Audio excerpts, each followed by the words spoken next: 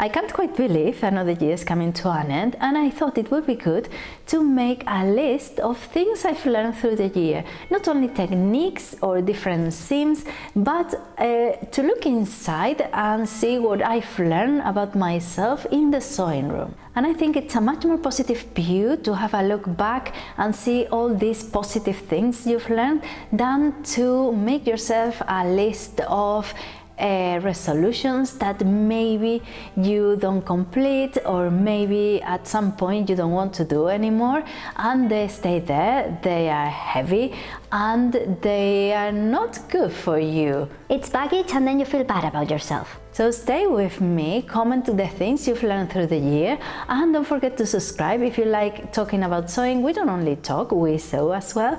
And I leave you my Instagram account in case you want to say hi.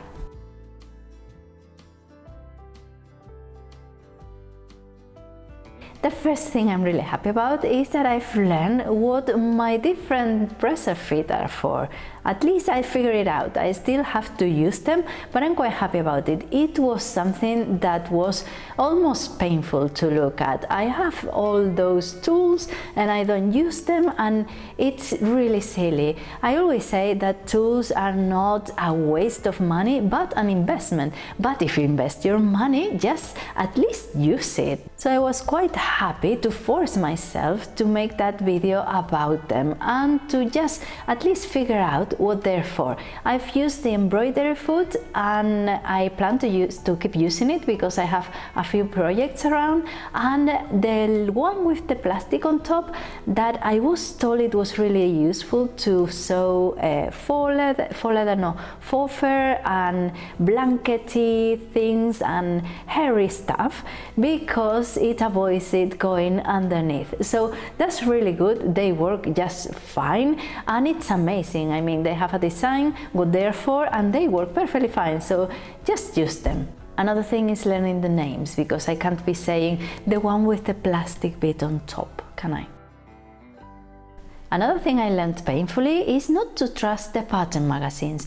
I used to always measure myself and be careful of what pattern to cut, but I never thought that the pattern they told me to cut wasn't the same measurement they told you it was. So I was mad, I was really disappointed, I was gutted.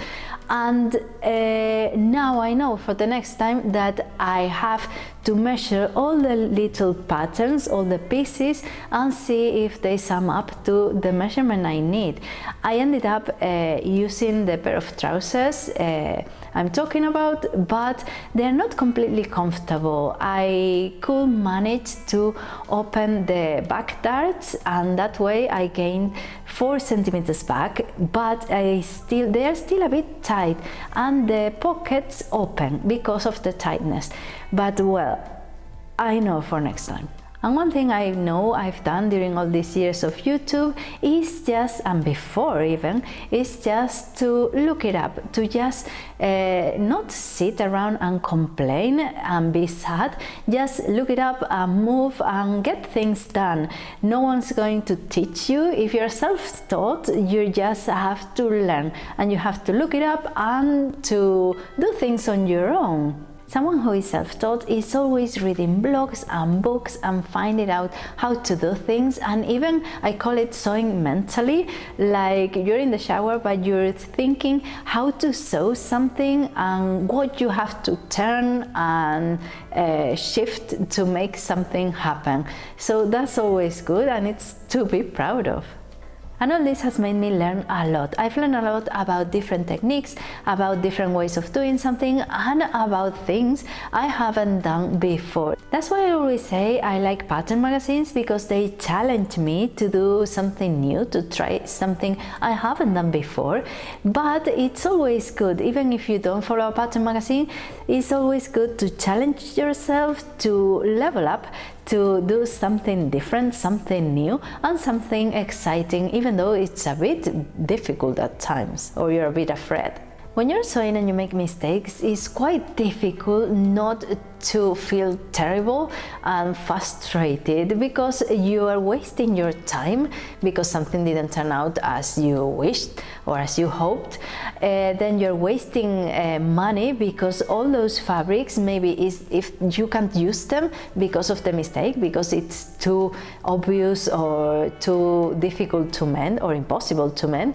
It's quite frustrating, but you need to have a deep breath, relax, sit back and think, well, for the next time I'll do it differently. It happened to me with the boho dress. I've worn it, it's not a problem, but it's wider, the top bit, the bodice is wider than what I had designed because I didn't take into account that the side bands will take space, of course.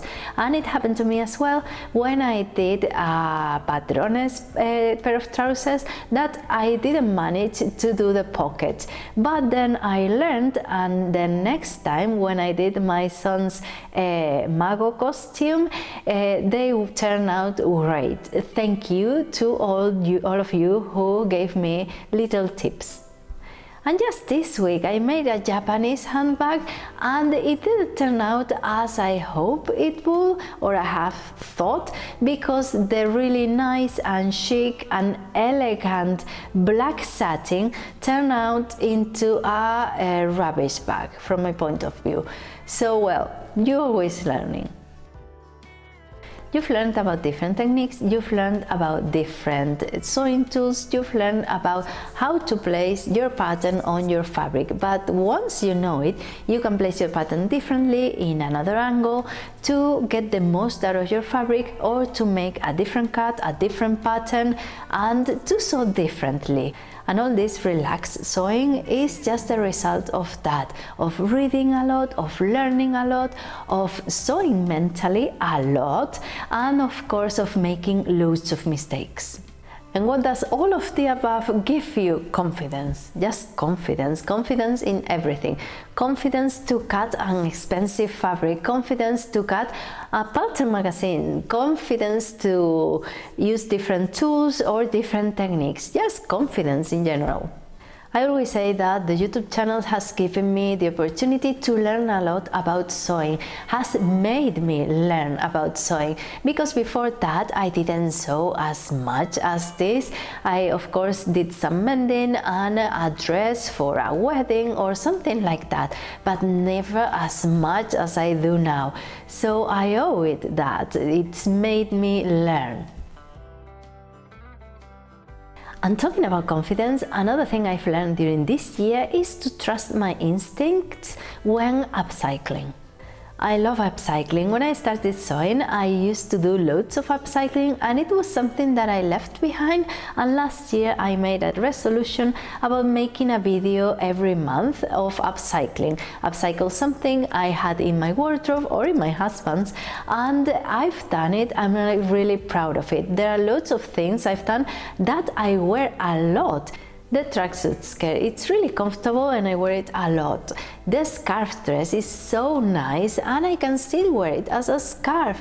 And of course the handbag I made out of two different trousers and a skirt from my husband's jeans, loads of things that I've worn and otherwise will have been kept in a wardrobe, which is just silly.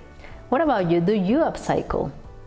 And I'm not only passionate just about upcycling, but about mending as well.